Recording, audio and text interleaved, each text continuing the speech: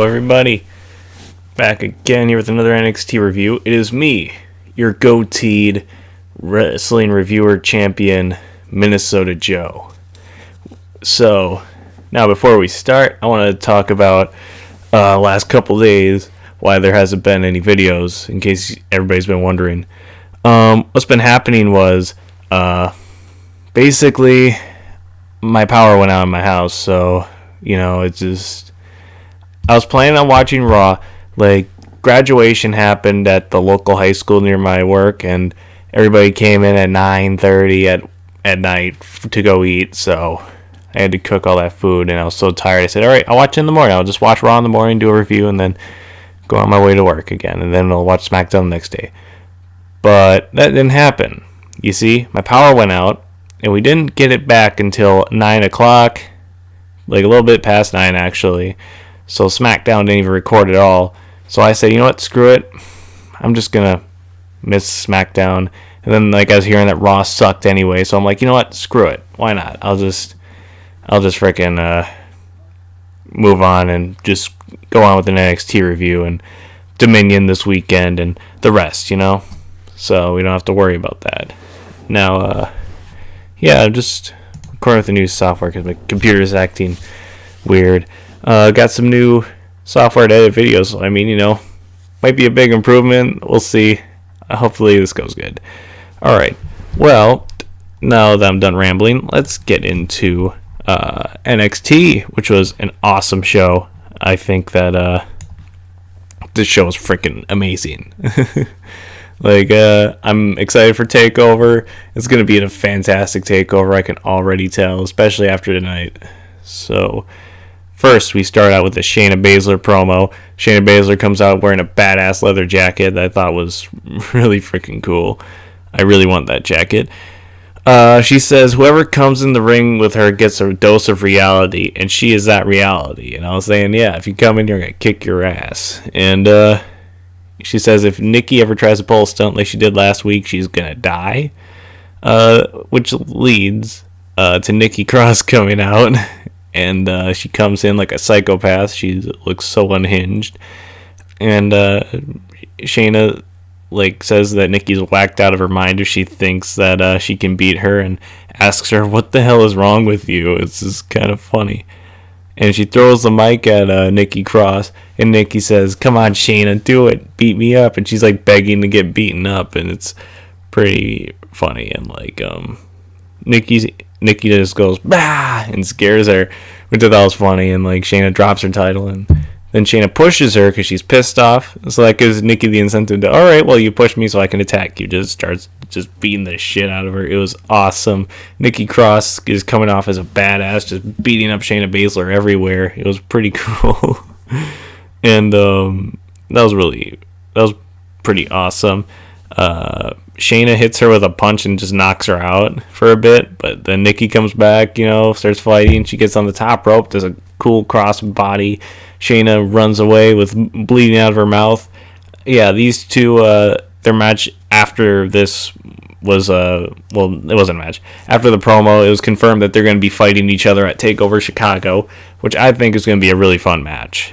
These two are really cool, and we'll have to see. I'll tell you what I think when I do my NXT TakeOver predictions next week, and also my Money in the Bank predictions. Alright, match 1, TM61 versus Jobbers. TM61 dominates pretty much the whole beginning of the match.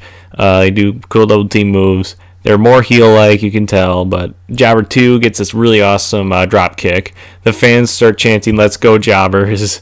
And TM61 is not happy, so they just start beating up these guys and cheating to win, which I'm like, that's kind of pathetic that they have to cheat to beat Jobbers. Why? Aren't you guys supposed to be these fantastic wrestlers? You have to cheat to beat Jobbers? Oh my god.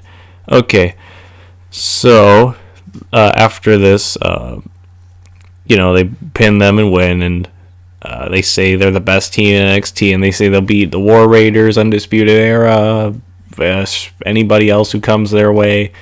It just doesn't matter. They'll beat anybody, but yeah, I'm I just don't like TM61 really that much. They're fine wrestlers, but it's they're just not capture me. They're not like Adam Cole or like Undisputed Era, any of those guys. They just don't grab me. Like they're not like I'm excited to watch a match between them, or even Danny Birch and Oney Lorcan. Like those guys really turned it around for me, man. I was like I heard they're great. Like yeah, they're fine. They just haven't done much. But now I was like, oh my gosh, this feud with Undisputed Era, I love it. They're awesome. So after this, there's a Lars Sullivan segment where like they recap what happened last week, and then Lars Sullivan, he's just beating up people in the Performance Center, and just at least like 5 different enhancement talent come in, and they just all try to attack him, and he just keeps throwing them around and beating them up. It was pretty awesome. Lars is just really cool. I really like Lars Sullivan, actually. Like, he's a pretty cool wrestler. Like, he's entertaining as hell. He's got a really cool look. I think he's just going to be one of the best. All right. Next, we get Roderick Strong versus Danny Birch. In my opinion, the match of this whole show, which was awesome. I'm surprised it wasn't going on last because I really liked this.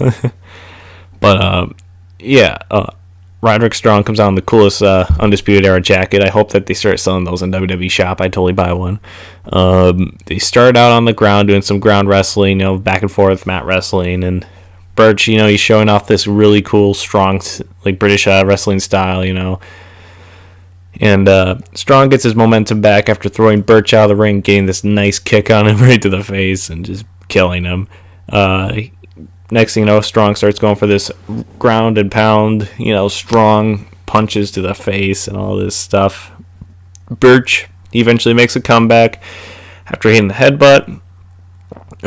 This match is just looking great. If you love good wrestling, like just 2 guys getting in the ring and fighting each other, it's just back and forth and all that, this is a match for you. Undisputed Era interferes, but then Pete Dunne and Oney Lorcan come out, and they come to save the day. Birch, he gets Roderick Strong in the crossface. Roderick Strong's about to tap out, but then Adam Cole gets on the apron, and Birch wants to attack him, and then Strong, he hits Birch with a backbreaker and wins. This match is pretty awesome. It was a pretty awesome match. I'm like, man, this might be one of my favorite rivalries going on in wrestling right now. Not just NXT, not just WWE. I mean, in all of wrestling right now. Because these 2 teams, they're like these 2 groups just fighting each other is awesome. They're throwing on the best matches in probably NXT right now, like on a weekly basis on TV. Just when these 2 get in the ring, it's just awesome. Like, it doesn't matter who, like part of Undisputed Era or, well, I think it's British Strong Styles, is the group. I haven't really followed Lorcan and Birch and Dunne that much before NXT, or I don't even know if they were in a group. I know there was a group or something, but I don't know. I'm just not that big into British wrestling. I want to get more into it after this. Okay, so afterwards, Pete Dunne, he sneaks up behind him. Strong turns around, just gets dominated by Pete Dunne. He's just killing him, and then here comes Kyle O'Reilly with a chop block to the back of his knee with the title, and I'm like, ow! Knee injuries, man, they're a bitch. Dunne gets laid out by Strong afterwards, and all men are down, and Undisputed Era stands strong at the end of this segment. I'm so looking forward to the match between Lorcan and Birch, and then O'Reilly and Strong, because I think that might be a potential match of the night. Like, those 2 teams are awesome. They've been putting on some fantastic matches. All 4 of them are great. Like I said, this is one of my favorite rivalries going on right now. I hope that this continues. I hope that this isn't just like the end of the feud at Chicago. I hope it goes to the next takeover. It's that good. I really like this feud going. I hope it's a bit of a back and forth feud. Like maybe Lorcan and Birch win the titles, and then there's just like this back and forth feud. Undisputed Era eventually gets them back against 2-time tag champs, and but Lorcan and Birch get their time in the spotlight, because I don't know if they're gonna be making it on the main roster. Honestly, like Lorcan and Birch, I think they're fantastic wrestlers, but honestly, like, they just don't look like main roster guys. Like, I'm not saying that to insult them. I love these 2 guys, but when it comes to like freaking this these two guys. Like, they're just not flashy. They're not, like, funny. They're just great wrestlers. And I like that in my wrestling. I just love great wrestling. But, like, when it comes to the main roster, it seems like character is way more important. I mean, there is room for character. I like characters. I like all that stuff. But I mean, I also like myself some good wrestling once in a while. You know, seeing some competition. You know, and NXT seems more like a competitive, like, it feels like a sport. Main roster feels like, yeah, you know, it's kind of a talent. It's just kind of a comedy show a little bit. Like, you know, you have Braun Strowman snapping ladders in half on Raw, and you got this ridiculous stuff all the time. But what do you do? All right. Oh no, photo shoot. Probably one of the funniest segments. Here comes EC3, comes in. He's like, oh no, why is he in the photo? Is this an oh no shoot? It's like, do you want to break the camera with this ugly mug? And he says, I'm just joshing you. And I just howling. I was like, oh my God, this is funny. I love EC3. EC3 is probably the best, like, heel right now. I love him in NXT. I'm so glad he's coming back from TNA, you know, and he gets to keep the EC3 gimmick and the top 1%er gimmick. I love it. He's just freaking amazing. He just has so much charisma. And when he gets to main roster someday, he's going to be awesome. Keep him as a heel. Don't turn him into a babyface, damn it. He is not a babyface character. Bobby Roode wasn't a babyface character, but they turned him, so I don't know. They might do this. Alright, so oh no is no EC3 is what EC3 keeps pointing out. He's like, you're no EC3. You may be Cassius Ohno, but I'm EC3. I'm better. And Ohno says he's 1% away from being 99% unconscious. And like EC3 like, whoa buddy, I'm just messing with you, man. And Ohno's like, I'll give you a week. You get 1 week, and then we're gonna fight. So next week is gonna be Cassius Ohno versus EC3, which I'm looking forward to. That match is gonna be awesome. Both guys are so cool. Like, Ohno, man, I feel bad about Ohno. He's a great wrestler. I love Cassius Ohno. He's so cool. Like, he's one of the coolest guys, you know, in wrestling. Like, he just kicks ass. It just, you know, makes me a little sad to think that. Well, great. Cassius Ohno, he's just going to be like a gatekeeper. He's going to keep losing. And, like, I don't know. I just hope, like, eventually he gets, like, an Andrade Cien Almas style push. Like, he gets a character change. Like, maybe the knockout artist becomes a heel and he just starts killing people with his forearms. And, you know, he can get somewhere. Because I like Ohno. Ohno is great. And, like, it's a disappointment he's not being done right. Next we get a Tyler Black. Alistair Black video package where he's basically saying Lars Sullivan did the unthinkable last week, blocking the Black mass. But Black is getting better. He's training, and he's going to make Lars Sullivan fade to black. Is basically the message of this little video package. It was pretty cool. Like, I'm like, all right, yeah, I'm excited for Lars versus Alistair Black, because this is going to be a good match, I think, you know, because both these guys, both great wrestlers. Alistair Black can carry him to a fantastic match, I think, because Alistair Black is really talented. I think he really has the potential to be one of the top guys in WWE. Like, he's got a cool look, he's got a cool finishing move, cool entrance, just everything's cool about him. He's just badass. I'm like, dude, I want to be this guy. And then we get a Velveteen Dream Ricochet video package, which I loved. All right, I love this. This is awesome. I'm so hyped for their match. It shows Ricochet, you know, talking about how, like, he went from the Indies and now he's in WWE. He's ready to fight. Shows all this old footage of him doing all this crazy moves, and it's like gets you hyped up. Like, oh man, Ricochet, this is who he is. If in case you don't know who Ricochet is, in case you have no idea what he did before WWE, you know, and you're not a big fan of, like, the Indies, this gives you an idea of who this guy is, which I think is awesome. They should do more like this, you know, get old footage from people in the Indies, you know. I mean, there's probably indie companies who are willing to give you tapes, you know, like they're willing to give tapes of Ricochet. They can give you tapes of anybody, man. Like, talk to Ring of Honor, say, hey, can we borrow some tapes, pay you money, New Japan, something, just pay a little money and borrow some tapes, show us who these guys were, so people are caught up and like, oh, this is why I should care. But, you know, I digress. Velveteen Dream says he's blessed. He's blessed with charisma, talent. He doesn't need to work as hard as Ricochet did. He's just there, and he's awesome. Nobody can touch him. I'm like, man, this is great, because this kind of sets up a bit of it's kind of a bit of a thing where it's like performance center versus the indie guy. Who's better? Like, and we're gonna see that, because these are two guys that I think are fantastic. Ricochet, he spent years and years in the indies, just doing great work, working his ass off every week, just killing it. He's so good. He's one of the best in the world. And then you had Velveteen Dream, who's just oozing with charisma. He's fantastic. Everything about him's great. I love Velveteen Dream. He's one of my other favorites in NXT. I got so many favorites in NXT. Basically, that whole roster is awesome.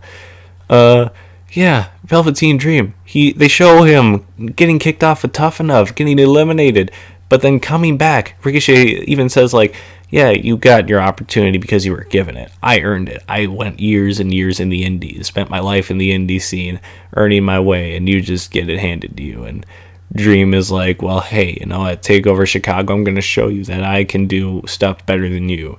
And I'm like, oh my god, this is going to be feud of the year, man. This is sick. I love it. I don't know if it's going to be actually, alright. Alright, I'm just saying shit, sorry. But, oh man, this is going to be a great match. I'm so excited. Like, Dream, like, sure, some people point out that, like, he's still not, like, perfect. He's still a little green, which is true. He's not a perfect wrestler. Not everything about him is perfect, but oh my god, this base he has, like, think about it. In 2 years, what's he going to be like? After being in NXT for, like, 2 years? He's going to be freaking amazing. Maybe he'll finally be able to carry people. He can learn more. He should be down in NXT for a while, I think. I don't want to see him on main roster probably for a couple of years, man. Like, give him 2 years in NXT to develop his skills all around. And then when he gets to that main roster, he's going to be freaking awesome. I mean, I'd probably prefer him to stay off the main roster till Vince McMahon's out of power, because Vince McMahon is going to kill him. He's not going to do good with Velveteen. I just feel it.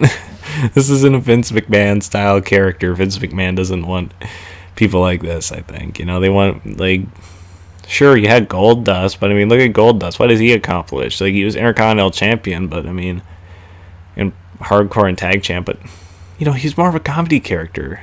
He's not like this. He was never a World Champion, which I think Velveteen Dream has all the potential to be. He has all the potential in the world. I just hope that they're not just going to waste him eventually. All right, so then we get our final match of the night, which is Lacey Evans versus Kairi Sane. Evans has Kairi's name written on her right hand. Kairi, she starts to take control early, but then and even stomps on Lacey's hand, but Evans eventually takes control back. Does a lot of ground, keeping her grounded and doing, like, holds and stuff, and it's like, yeah, it's fine. She does this pretty cool move where she has Kairi like this, and then she does a spin and just spins her and then throws her. I'm like, alright, that was kind of cool. Like, it's kind of like Cesaro's move, except, like, just grabbing her by the neck instead. Which I'm like, alright, that's cool. Evans, she does a lot of mocking pins. Like, at the beginning, she's holding Kairi down with her fist, and then she's taking, and then, like, she's doing, like, push-ups on Kairi, just doing all these kind of mocking pins, which I'm like, alright, I mean, I get one, but I mean, come on, it's like 2 or 3, it's like, that's a little too many. Like, but, whatever, that's her character, she's supposed to be a heel. Sane, she makes a comeback after a missed moonsault by Lacey Evans, which looked really impressive. I was like, wow, that was actually pretty cool. I'll give Lacey Evans that. That was a pretty athletic moonsault. Like, I can't do that shit. And Evans, she gets all pumped up. She does a top rope forearm, goes for the pin. Evans kicks out, but she puts her in a submission. The submission fails, and then Kairi Sane hits her insane elbow for the win and beats the evil feminist Lacey Evans. overall, it was a good match. Both women looked really good, and I enjoyed it. It was a good match. I'm like, you know what, Evans, I think she's got a lot of potential. After a while, she'll be great. The gimmick is kind of funny, like just being like this old school feminist kind of lady, but it's like weird. Like, I don't even think it's going to make it on the main roster, too. It's like, the Vaudevillains were kind of cool, but they were like this niche little gimmick that people liked. It's like, it's like, yeah, it's fun. It's a fun little gimmick, but once you get on that main roster, it's like, things just aren't the same, It's like, it's the land of the giants, it's the land of the serious, well, not really too serious sometimes. It's like, if you're a comedy gimmick, you're exclusively a comedy gimmick. You're just going to be, you're a gimmick, like I said, That's just how it is.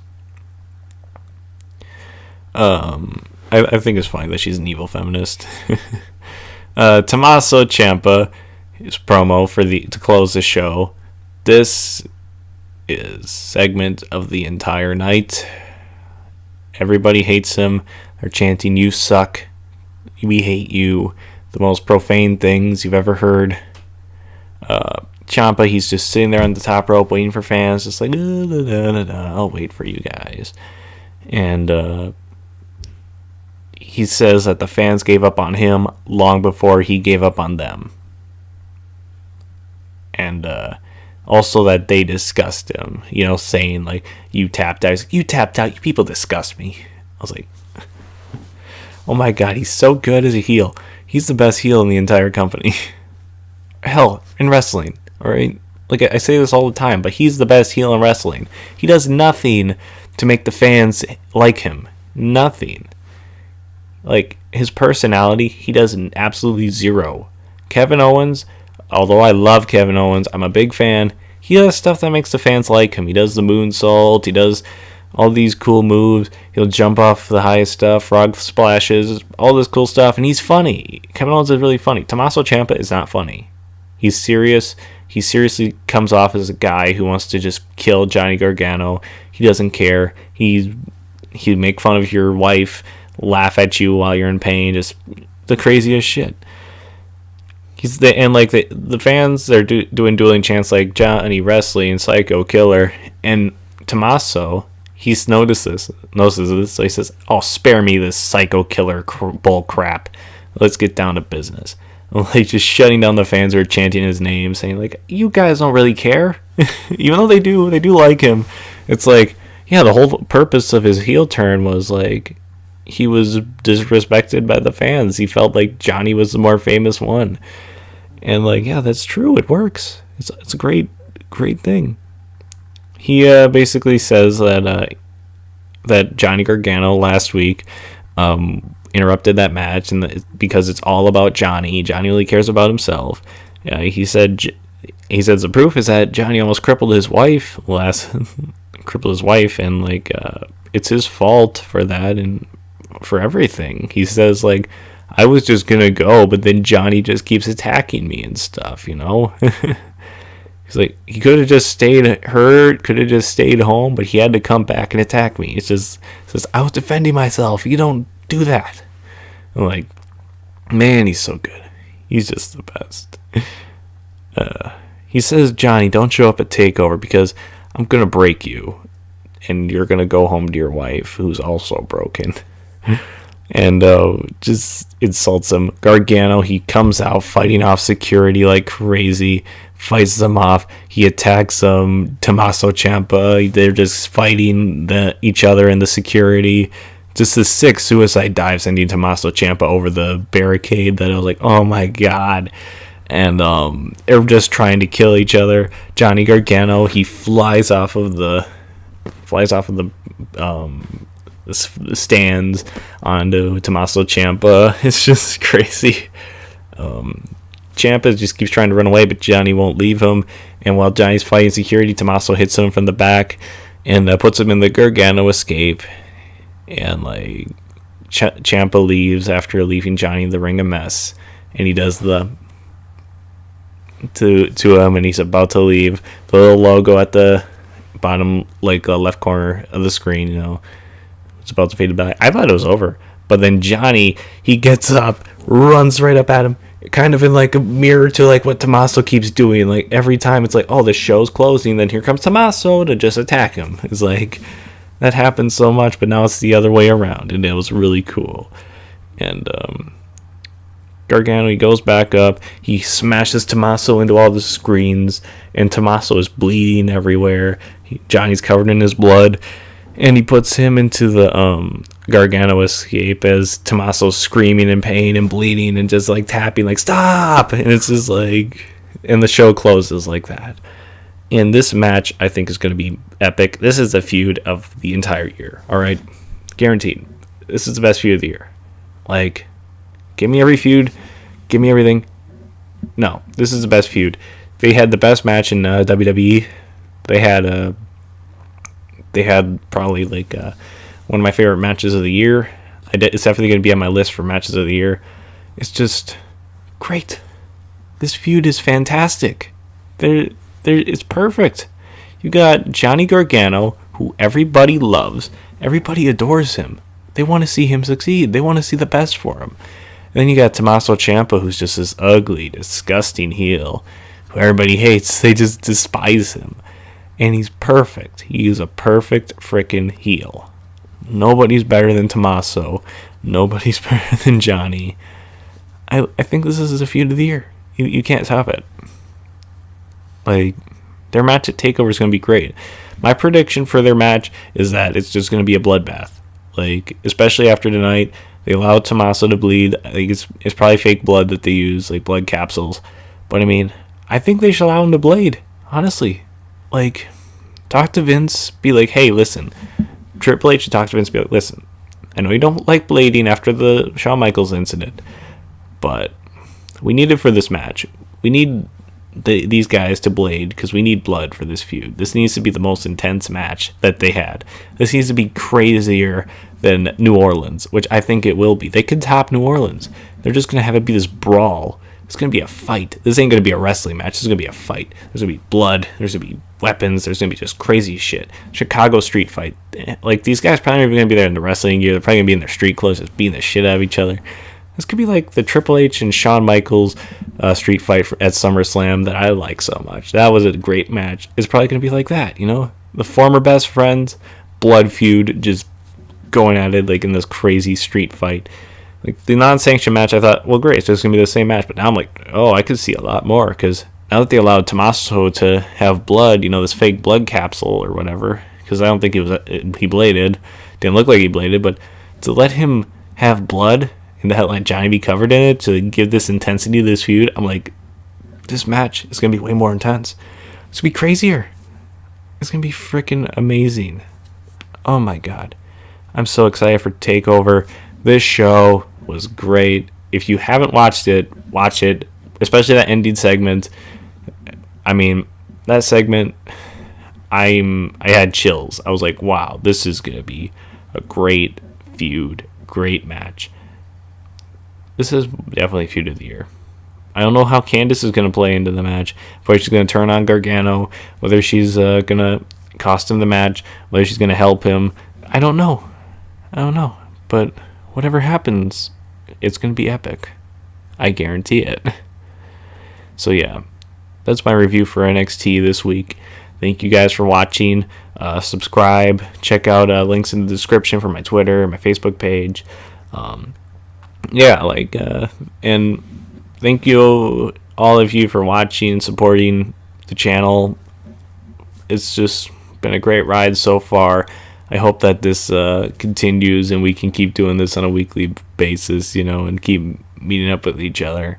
And I'm probably gonna have one more week where I have an absence of no videos for a trip I'm taking. But after that, we're going to get right back into it. Rest of the summer, fall, whenever. We're going to keep going, and we're going to kick ass. We're going to keep reviewing these shows, and we're going to do great. So, peace out.